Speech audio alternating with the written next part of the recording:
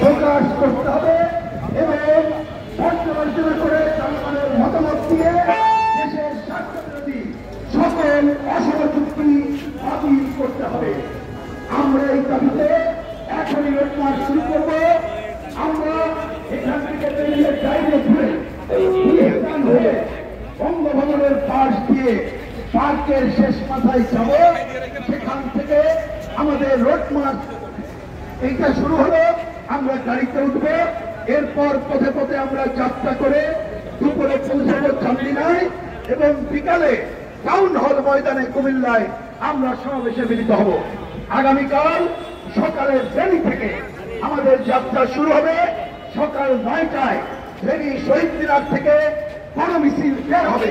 তারপরে পথে পথে আমরা কর্মসূচি সম্পন্ন করে চট্টগ্রামে প্রবেশ করব এবং বিকাল 5টায় চট্টগ্রাম বন্দরে ঐতিহাসিক সমাবেশের মধ্য দিয়েই আমরা শান্তিপূর্ণ রোড মার্চের কর্মসূচি শেষ করব।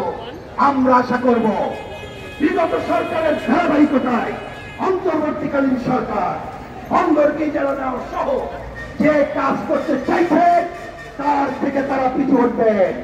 আর এটা নিয়ে আগামীকাল রোড মার্চের শেষে আর কোন আন্দোলনের বৃহত্তর কর্মসূচি দিতে হবে না। কিন্তু যদি সরকার এই দায়িত্ব পালন না করে আগামীকাল সমাপনী সমাবেশ থেকে আমরা ঘোষণা পাঠের সাথে সাথে আন্দোলনের বৃহত্তর কর্মসূচি ঘোষণা করব।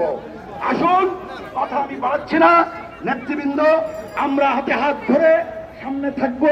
পেছনে যারা আছেন আমি একটু অনুরোধ করছি, ফেস্টুন গুলো সামনে থাকবে না, পেছনে নিয়ে যাবেন, শুধু এই কটা ফেস্টুন ছাড়া। আপনারাও এখান থেকে যাওয়ার সময় পারলে সবাই হাতে হাত, দুইজনের হাত ধরে আমরা এই সংহতি মিছিল রোড মার্চে শুরু করব। গাড়িতে ওঠার পরে অন্যান্য কর্মকাণ্ড পরিচালনা করব। যারা ইতিমধ্যে সঙ্গীত পরিচালনা করেছেন, যারা এখানে এসেছেন তাদের ধন্যবাদ জানাই। আরেকটা কথা না বললে নয়, আমাদের এই সকল সমিতি জানানোর জন্য গণভবন নেতৃত্ব, গণভবনের মধ্যে সামনে সহকারী কমিটি বাংলাদেশা এর সদস্য সহযোগী জানিয়েছে। এছাড়াও